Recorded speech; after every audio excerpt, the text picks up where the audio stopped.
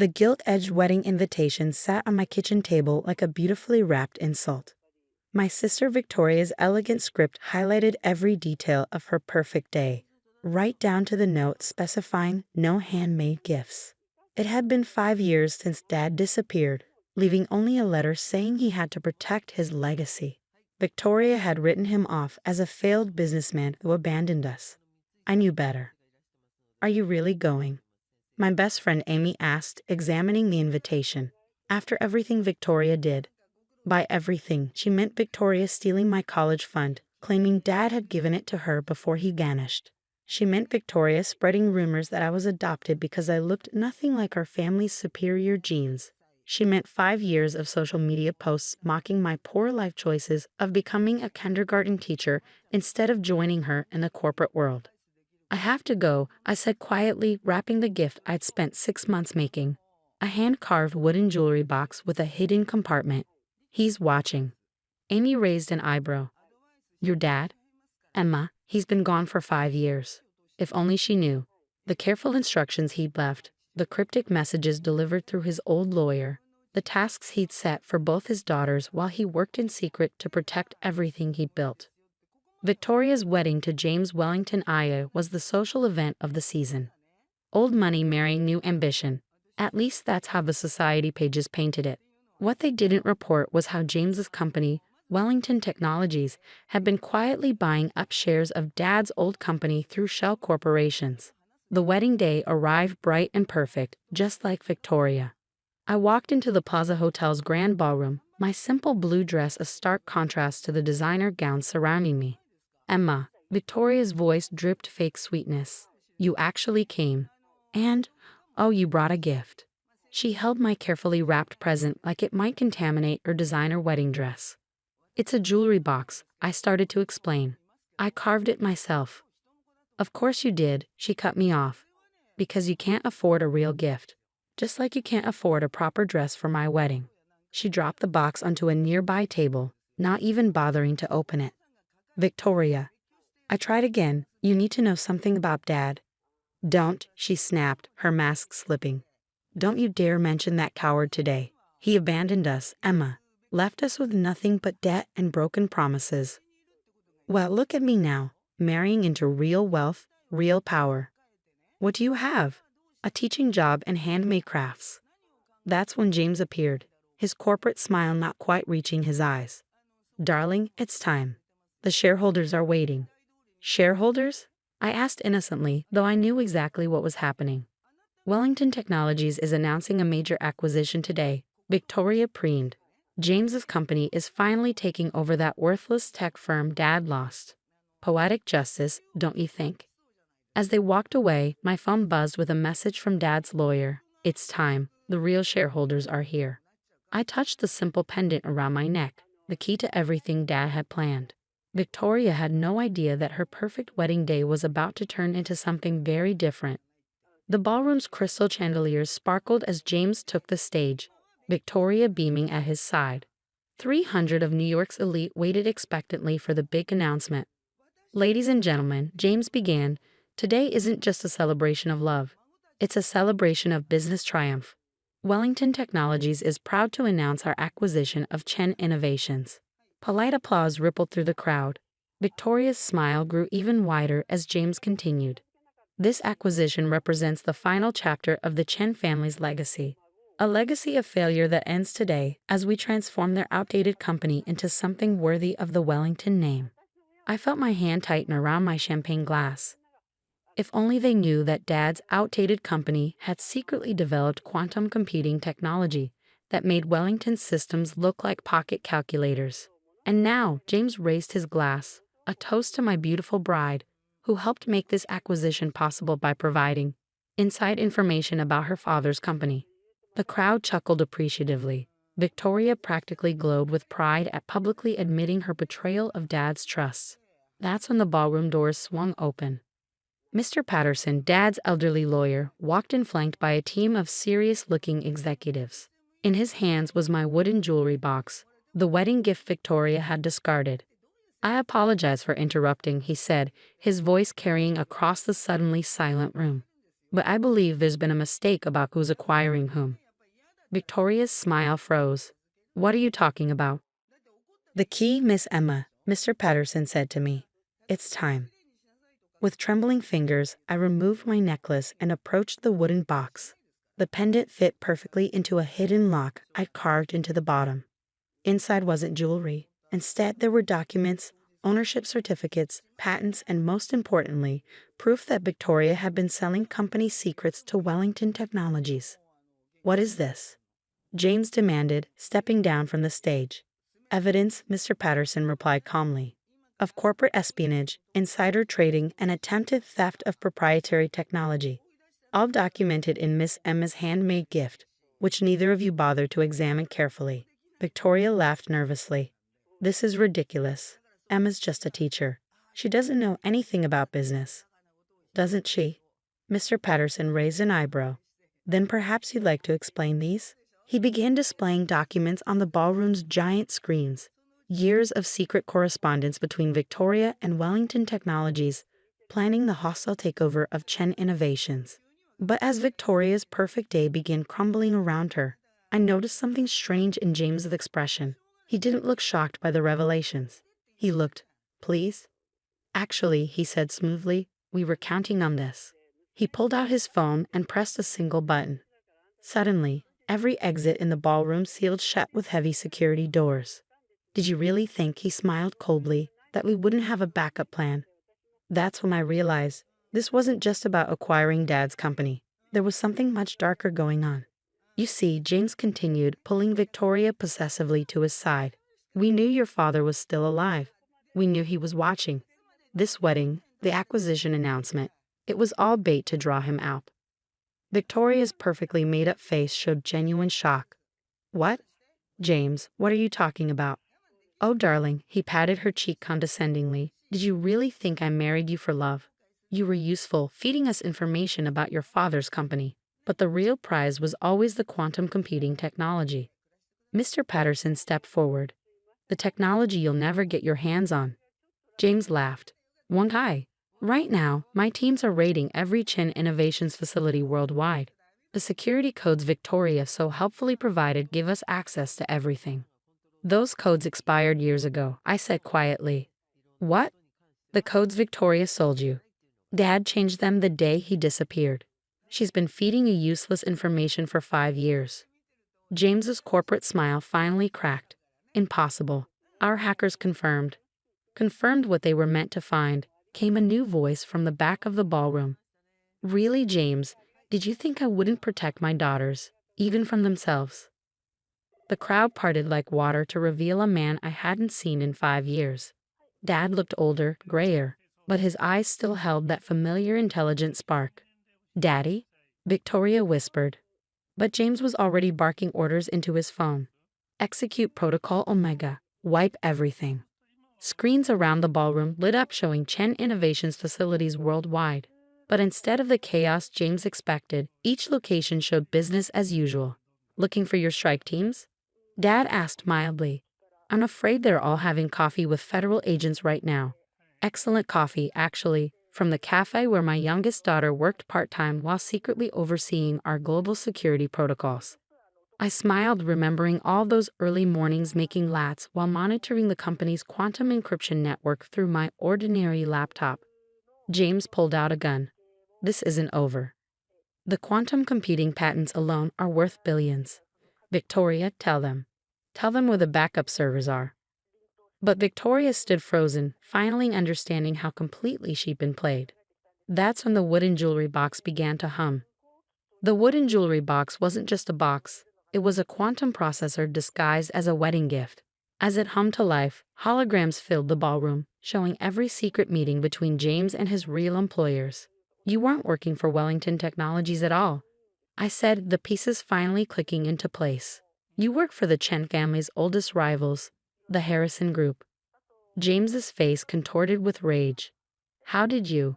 The coffee shop, Dad explained proudly. Emma didn't just serve coffee to your teams. She served it to your boss, Richard Harrison himself. Every morning, discussing his plans right in front of the simple barista he never really saw. Victoria sank into a nearby chair, her wedding dress pulling around her. All this time, you were just using me. Of course he was, I said gently, just like the Harrison Group used Dad's former partner 20 years ago. That's why Dad disappeared. To protect us from what happened to Uncle Robert's family. Uncle Robert? Victoria's voice trembled. You said he died in an accident. An accident arranged by the Harrison Group when he refused to steal Dad's research. I finished. That's why Dad left. Not because he failed, but because he was protecting us while he gathered evidence. James raised his gun higher. Enough. The servers don't exist. Dad interrupted. The quantum technology was never in servers. It's been hidden in plain sight, in handmade wooden boxes, children's toys, ordinary objects my talented daughter has been crafting for years. The holograms shifted to show my kindergarten classroom, where every handmade decoration concealed part of the quantum network. My students' art projects, my coffee shop's handmade signs, all pieces of the most advanced computing system ever built. You see, I explained, Dad taught me more than just woodworking. While Victoria was selling outdated secrets, I was building something revolutionary, something that could never be stolen because it exists everywhere and nowhere at once. Federal agents emerged from among the wedding guests. James looked frantically for escape routes, but found none. Victoria, he said desperately, tell them they're lying. You've seen the company files. The only files I saw, Victoria said slowly, were the ones you showed me. The ones you used to convince me to betray my family. She stood up, tears streaking her perfect makeup. I thought I was proving I was smarter than Emma, but I was just being a fool. As agents moved to arrest James, Dad approached Victoria. I'm sorry I had to disappear, but I needed to know which daughter would choose truth over power, love over money. The real company, I added softly, was never about technology. It was about Dad's legacy, teaching us that true value isn't in what you own, but in what you create and protect. 1 year later, Chen Innovations emerged from the shadows, revolutionizing quantum computing. Victoria serves as our charitable foundation's director, using her social skills to help others instead of harming them. James and the Harrison Group faced justice for decades of corporate terrorism. The wooden jewelry box sits in our company museum, next to a simple coffee cup and a kindergarten art project, reminders that sometimes the most powerful things come in the simplest packages.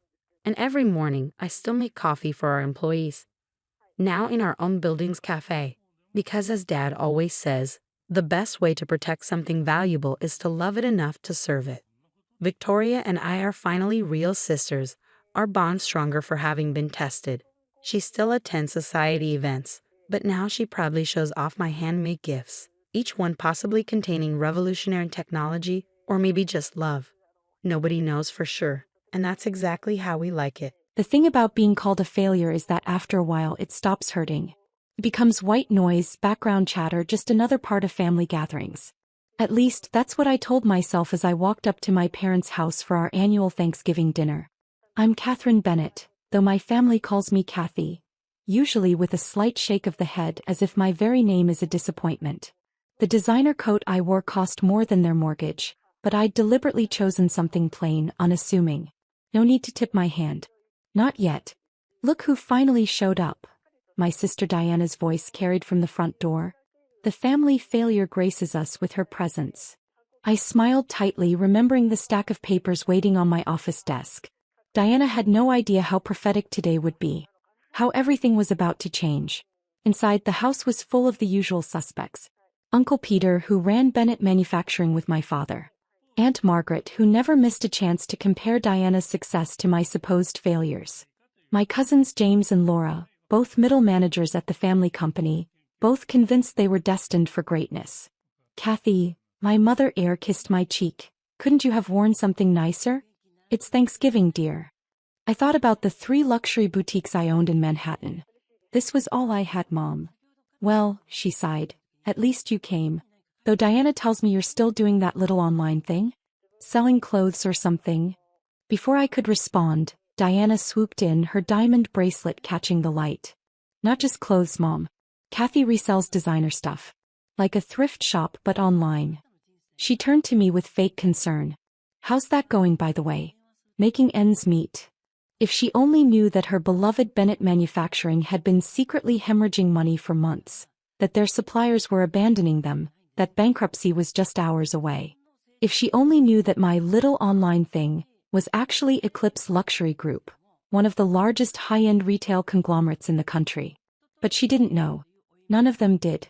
I get by, I said quietly, accepting a glass of wine from my father. Getting by isn't the Bennett way, he declared, puffing up with pride. Look at Diana, youngest VP in Bennett Manufacturing history. Look at James and Laura rising through the ranks. That's success. I took a sip of wine to hide my smile. The Bennett way had led their company straight into the ground. While they were busy promoting family members and ignoring market changes, I'd built an empire in silence. Speaking of success, Diana practically bounced with excitement. Wait until you hear our big news. We're expanding. Bennett Manufacturing is opening 3 new facilities next year. Daddy's even talking about taking the company public. I nearly choked on my wine. They were planning an expansion when they could barely make payroll, when their debt was about to come due. That's ambitious, I managed. Of course you wouldn't understand, Uncle Peter chimed in. Business strategy isn't really your thing, is it, Kathy?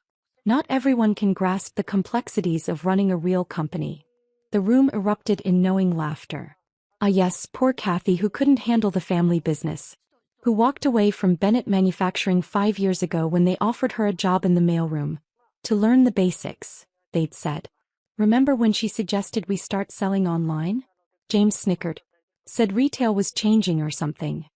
Or when she wanted to invest in that luxury goods platform? Laura added. What was it called? Eclipse something. Eclipse Luxury Group, I said softly. That's it. Diana laughed. God, imagine if we'd listened to her. We'd probably be bankrupt. My phone buzzed in my pocket. I didn't need to look at it. I knew what it was, confirmation that Bennett Manufacturing had officially filed for Chapter 11 bankruptcy. Right on schedule. Dinner's ready, my mother called from the dining room. Everyone find your seats. We filed into the formal dining room where name cards marked our places. Diana sat at my father's right hand, of course. I was between Cousin Laura and Aunt Margaret, as far from the head of the table as possible. So, Kathy, Aunt Margaret began as we passed the turkey, have you considered getting a real job? I hear Walmart is hiring. More laughter. I cut into my turkey, remembering the day 5 years ago when they tried to demote me to the mailroom. I'd been working in acquisitions, had just completed my MBA, had brought them solid proposals for modernizing the company. But Uncle Peter had convinced my father I wasn't ready for real responsibility. The mailroom will be good for you, he'd said. Teach you humility. Instead, I'd walked away. Sold my shares back to the family for a fraction of their worth. Shares that would be worthless by morning. I took that money and invested in a small but promising luxury retail platform called Eclipse. Now Eclipse Luxury Group owned 30 high-end boutiques, 6 online retail platforms, and was about to acquire its first manufacturing company. Actually, I set down my fork. I've been meaning to talk to you all about business. Oh honey, my mother sighed. Not this again. Yes, look how well your business advice worked out last time, Diana smirked. Didn't that Eclipse company you loved so much get bought out or something? It did, I nodded. By Morgan Holdings. See. Diana turned to our father. Thank God we didn't listen to her investment advice. My phone buzzed again. This time I took it out, making a show of checking the message. Everything okay? My father asked, annoyance clear in his voice. Some crisis at your little resale shop? No, I said calmly. Just confirming that Bennett Manufacturing's bankruptcy filing has been accepted by the court. The room went completely silent. Diana's fork clattered onto her plate. What did you just say? My father's voice was dangerously quiet. I took another bite of turkey, chewing slowly before responding. Your bankruptcy filing. It was just approved. Chapter 11. Though given your debt load, it'll probably convert to Chapter 7 pretty quickly. That's impossible, Uncle Peter stammered. How would you even know? Oh, I smiled. I forgot to mention. Morgan Holdings. The company that bought Eclipse. I paused, savoring the moment. That's my holding company. I own it. Just like I own all of Bennett Manufacturing's debt. The silence that followed my announcement was deafening. You could have heard a pin drop in that dining room, where just moments ago they'd all been laughing at my expense. My father's face had gone chalk white. Diana's mouth hung open, her perfectly applied lipstick suddenly looking garish against her pale skin. "You're lying," Uncle Peter finally sputtered. "This is some sort of sick joke." I reached into my bag, the cheap bag they'd been sneering at all evening, and pulled out a folder. "Actually, I have the paperwork right here. Would you like to see it? The bankruptcy filing, the debt acquisition records, everything." I spread the documents on the table right next to the cranberry sauce. "I particularly enjoy this page, the list of creditors. Morgan Holdings owns 82% of your outstanding debt." But that's impossible," Diana whispered. "You run a small online resale shop." I couldn't help but laugh. "Is that what you really think I've been doing for the past 5 years? While you were all busy mocking my little online thing, I built Eclipse Luxury Group into a $3.2 billion company. Morgan Holdings, my private investment firm, is worth even more." $3.2 billion? Laura choked on her wine. "Give or take a few million," I shrugged. "It's been a good quarter." My father found his voice, though it shook with barely controlled rage. "If what you're saying is true, if you really own our debt, why would you do this to your own family?" "Pie family." I set down my wine glass carefully. "You mean the family that tried to demote me to the mailroom after I finished my MBA? The family that laughed at every suggestion I made to modernize the company? The family that calls me a failure at every holiday?" Just then my phone buzzed again. Right on schedule. "Excuse me," I said, standing up. "I need to take this. It's probably my assistant with the final paperwork." I walked into the hallway, leaving them to stew in their shock. Through the dining room door I could hear their panicked whispers. "She has to be bluffing. Check the company accounts. Call our lawyers." I smiled as I answered my phone. "Yes, Jennifer? Everything's ready, Ms. Bennett. The bankruptcy filing has been processed, and our offer for asset acquisition is prepared. Should I send in the team?" "Give it 5 minutes," I replied. "Let them digest the news first."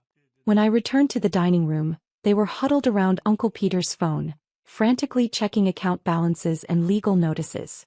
"Well," I said pleasantly, "shall we discuss the next steps? My team will be here shortly with the acquisition proposals." "Team?" My mother's voice was faint. "What team?" As if on cue, the doorbell rang. I checked my watch. Right on time. "That would be my lawyers and financial advisors," I said. "I hope you don't mind if they join us for dessert? We have quite a bit to discuss." "Now wait just a minute." My father stood up, trying to reclaim some authority. "You can't just come in here and—" "Actually, I can." I cut him off. "Your company is bankrupt. You've defaulted on $142 million in loans that I now own. You have exactly 2 choices. Work with me on an orderly restructuring and sale, or I force liquidation first thing Monday morning." Diana started crying, her mascara running. "But the expansion plans, the new facilities, were never going to happen," I finished for her. "The company has been insolvent for months. Did none of you actually read the financial reports? Or were you too busy promoting family members and planning parties to notice you were hemorrhaging money?" Jennifer led my team into the dining room, 3 lawyers and 2 financial advisors, all carrying briefcases full of documents. The contrast between their professional demeanor and my family's shell-shocked expressions was almost comical. "Ms. Bennett," one of the lawyers nodded to me, "shall we begin?" "Please." I gestured to the dessert plates my mother had laid out. "Help yourself to some pumpkin pie while we work. My mother's recipe is quite good." For the next 2 hours, we went through the details of Bennett Manufacturing's collapse and my proposed acquisition. I'd spent months planning this, buying up their debt through various subsidiaries, watching as they dug themselves deeper into trouble. "This is thorough," Uncle Peter admitted grudgingly, looking through the paperwork. "Unlike some people," I smiled, "I actually understand business strategy." By the time we finished, my family's empire had crumbled to dust, and mine had grown even larger. I'd given them terms that were fair, more than fair, really, but that left no doubt about who was in charge now. "One last thing," I said as my team packed up. "Diana, James, Laura, clean out your offices by Monday. Your positions are being eliminated in the restructuring." You're firing us? Diana shrieked. Your own family? No, I'm firing underqualified executives who got their jobs through nepotism. But if it makes you feel better, I hear Walmart is hiring. I stood up, smoothing my cheap dress. Thank you for dinner, Mom. The turkey was excellent, though I'm afraid none of us got to finish it. Too much business to discuss. Kathy, my father's voice stopped me at the door. Was this all just about revenge? I turned back to look at him, at all of them. No, Dad. This was about business. The revenge is just a bonus. Walking out to my car, I heard Diana wailing about her mortgage, her country club membership, all the things she'd lose. James was yelling about lawyers, about fighting back. But they had nothing left to fight with. I got into my car. Not the modest sedan they thought I drove, but a Mercedes S-Class I'd had delivered for this specific moment. As I pulled away, I saw them all standing at the window watching me leave. My phone buzzed one last time. A message from Jennifer. Congratulations, Ms. Bennett. The acquisition announcement is ready for Monday morning. I smiled, thinking about how different next Thanksgiving would be. Would they still call me the family failure when I owned their company? Would they still mock my little online thing when they were all unemployed? Somehow I didn't think so. 1 week later, Bennett Manufacturing's name was changed to Eclipse Manufacturing, becoming the newest subsidiary of my growing empire. I kept the company's original logo, designed by my grandfather, but added one small detail, a tiny eclipse symbol, a permanent reminder of how the family failure had eclipsed them all. Diana eventually found work at a department store. Not Walmart, but close enough. James and Laura had to leave the state to find jobs, their resumes tainted by Bennett Manufacturing's collapse. Uncle Peter retired in shame. My father tried to reach out once, about a month after the acquisition. He left a voicemail that started with, "I was wrong about you," and ended with a request for a job. I had my assistant send him the same form letter we send all unsuccessful applicants. The following Thanksgiving, I didn't attend the family dinner. I was too busy running my companies, all of them, including the one that used to be their pride and joy. Instead, I sent them each a card with the Eclipse Manufacturing logo and a short note. Thankful for all the lessons you taught me about real business. Hope you're enjoying your real jobs. Sometimes success is the best revenge. Sometimes the family failure becomes the family's worst nightmare. And sometimes karma comes with a side of pumpkin pie.